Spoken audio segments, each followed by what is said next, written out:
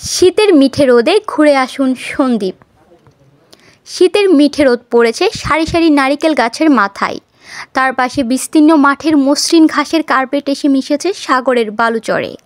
নিরিবিলি গ্রামের মেঠো পথের দুই ধারে ধানের ক্ষেত, ক্ষেতের আলে লাগানো খেজুরের গাছে বসানো হাড়ি, সেখান থেকেই ছড়িয়ে পড়েছে রসের গ্রান।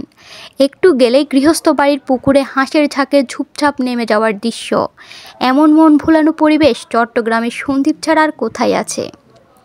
যারা সাগর, নদী, চর, মহিষের বাতানের গল্প শুনেছেন, ভালোবাসেন গ্রামীণ পরিবেশ আর অকৃত্রিম আতিথ্য, সন্দ্বীপ তাদের জন্য বেড়ানোর আদর্শ জায়গা। এখানে এলে রসে ডুবিয়ে পিঠাপুলির স্বাদ যেমন নেওয়া যাবে, তেমনি পুকুর, নদীর তাজা মাছ, হাঁসের মাংস, মহিষের দইয়ের রসায়ন তৃপ্ত করার সুযোগ মিলবে। সন্দ্বীপ যে এসবেরই জন্য বিখ্যাত। অপরূপ প্রকৃতি যেমন এই দ্বীপের শোভা, তেমনি এখানকার অকৃত্রিম ও অতিথিপরায়ণ মানুষজন আপনার মন ভোলাবে। প্রথমবার এলে সন্দ্বীপের রিং বেড়িবাঁধ ধরে ঘুরে আসতে পারেন চারপাশ। দক্ষিণের চৌকাতলি থেকে উত্তরের বটগাছতলা ইলিশের ঘাট, পশ্চিম উপকূলের রহমতপুর সৈকতে সবুজ ঘাসের বিস্তার আর দিগন্তে মিশে যাওয়া প্রান্তর মুগ্ধতা ছড়াবে মনে। কয়েক বছর ধরে এখানে এসে তাঁবু খাটাতে দেখা গেছে দেশের বিভিন্ন প্রান্ত থেকে আসা পর্যটকদের। প্রতিদিন বিকেলে এখানে দল বেঁধে ঘুরতে আসেন স্থানীয় বাসিন্দারা। সেখান থেকে চাইলে যাওয়া যায় নতুন জেগে ওঠা চরে। গত শতাব্দীর 90-এর দশক পর্যন্ত সাগরে বিলীন হওয়া সন্দ্বীপের 7টি ইউনিয়নের ভূমি নতুন করে জেগে উঠেছে।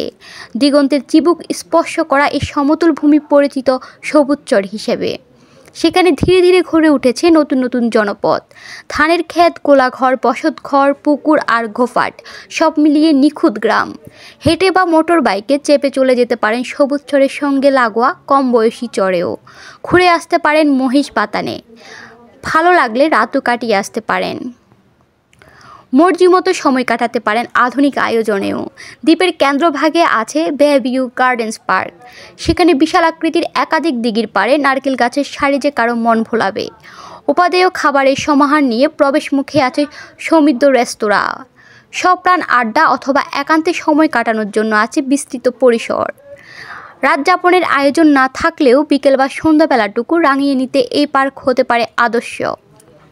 কেউ চাইলে উপমহাদেশের কমিউনিস্ট আন্দোলনের প্রতিকৃত কমরেড মোজাফফর আহমদ, স্বাধীন বাংলা বেতার কেন্দ্রের প্রতিষ্ঠাতা বেলাল মোহাম্মদ অথবা জমিদার ফুলিন গ্রহে শৈশবের বাড়ি দেখে আসতে পারেন। একসময় উসমানীয় সাম্রাজ্যে কাঠের তৈরি যুদ্ধ জাহাজ রপ্তানি করত সন্দ্বীপের কারিগররা। সেই ঘাটের দেখা এখন আর মিলবে না।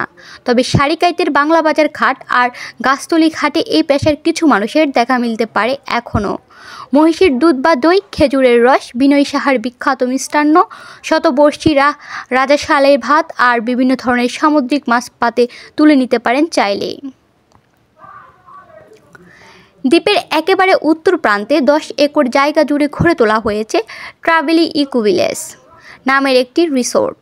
স্থানীয় উদ্ভিদের পাশাপাশি বিপন্ন প্রজাতির বৃক্ষরাজির দেখা মিলবে এখানে। প্রকৃতির সান্নিধ্য পেতে আর নৈসর্গিক নিস্তব্ধতায় ডুব দিতে এটাই বেছে নিতে পারেন। সন্দ্বীপের কৃষি নির্ভর গ্রামীণ জনজীবনকে খুব কাছ থেকে দেখার সুযোগ মিলবে এখানে। রাত যাপনে নানা আয়োজন আছে এখানে। থাকার জন্য খরচ পড়বে এখানে 3 বেলা খাবার থাকাসহ জনপ্রতি 800 টাকার মতো। সন্তোষপুরের ট্রাভেলি ইকো ভিলেজ ছাড়াও রাতে থাকতে প্রচলিত ধারার একগুচ্ছ হোটেল আছে সন্দ্বীপ সদরের মূল রাস্তার দুপাশে। সন্দ্বীপ টাওয়ার, জামান গেস্ট হাউস, আল ফয়সাল গেস্ট হাউস সেসবের অন্যতম। এসব হোটেলের নন এসি ডাবল রুমের ভাড়া 800 থেকে 1000 এবং এসি 2000 থেকে 3000 টাকা। দেশের যে কোনো প্রান্ত থেকে ঢাকা চট্টগ্রাম মহাসড়কের সীতাকুণ্ডের কুমিরায় নেমে সোজা ঘাটে চলে যাবেন। কুমিরা থেকে ঘাটের ভাড়া অটোরিকশায় জনপ্রতি 15 টাকা। চট্টগ্রাম শহরের হালিশহর এ ব্লক, নয়াবাজার, বিশ্ব রুট এবং সিটি গেট থেকে জনপ্রতি 200 টাকায় মিলবে কুমিরা ঘাটের প্রাইভেট কার। ঘাটের কাউন্টার থেকে টিকিট নিয়ে উঠে পড়বেন স্পিড বোটে। ভাড়া 250 টাকা। 15 মিনিটের জল যাত্রা শেষে সন্দ্বীপে পা রাখবেন। এবার পূর্ব নির্ধারিত গন্তব্যে যেতে বাহনের সঙ্গে ভাড়া ঠিকঠাক করে রওনা দেওয়ার পালা। দূরত্ব অনুযায়ী 300 থেকে 500 টাকা ভাড়া নেবে অটো বা সিএনজি। বিচ্ছিন্ন দ্বীপ বলেই এখানে সব ক্ষেত্রে খরচ কিছুটা বেশি। নভেম্বর থেকে মার্চ পর্যন্ত সন্দ্বীপে বেরিয়ে আসার উত্তম সময়।